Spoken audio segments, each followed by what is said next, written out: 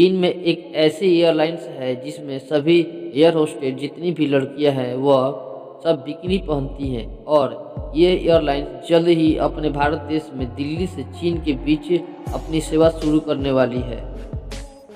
PhonePe company की शुरुआत साल 2015 में समीर निगम ने की थी। डिजिटल इंडिया बनाने का इनका मिशन था।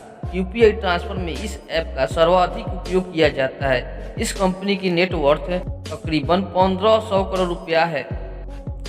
एक मधुमक्खी के छत्ते में दो रानी मधुमक्खी नहीं रह सकती हैं। अगर रहती भी है तो केवल थोड़ी देर के लिए, क्योंकि जब दो रानी मधुमक्खी आपस में मिलती हैं तो वह दोस्ती करने के बजाय एक दूसरे पर हमला करना पसंद करती हैं और ये तब तक जारी रहता है जब तक किसी एक रानी की मौत ना हो जाए।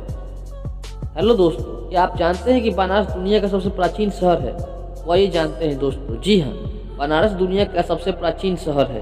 भगवान बुद्ध यहाँ के सारनाथ में 500 ईसा पूर्व आए थे, तब भी यह शहर मौजूद था और आज भी सदियों बाद भी यह एक जिंदा शहर है जो कभी खत्म नहीं हुआ।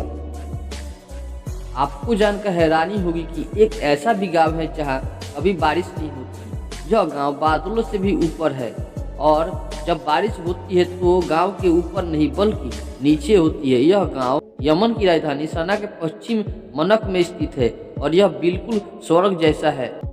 बिहार की राजधानी पटना में दुनिया का सबसे बड़ा फ्री वाईफाई जोन है।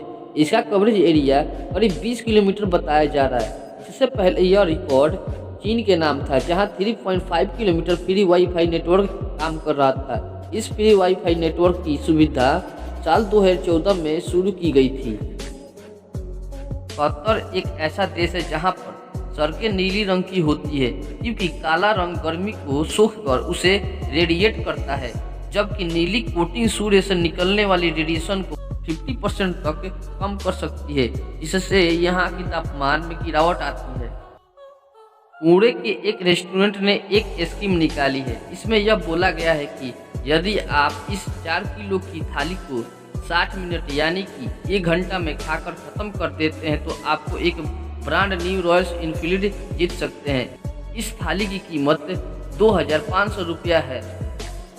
राजस्थान का रेगिस्तान अपने आप में एक रहस्य है। राजस्थान के बीच में से ही सरस्वती नदी बहती थी और यहाँ पर ही दुनिया की सबसे प्राचीन सभ्यता रहती थी।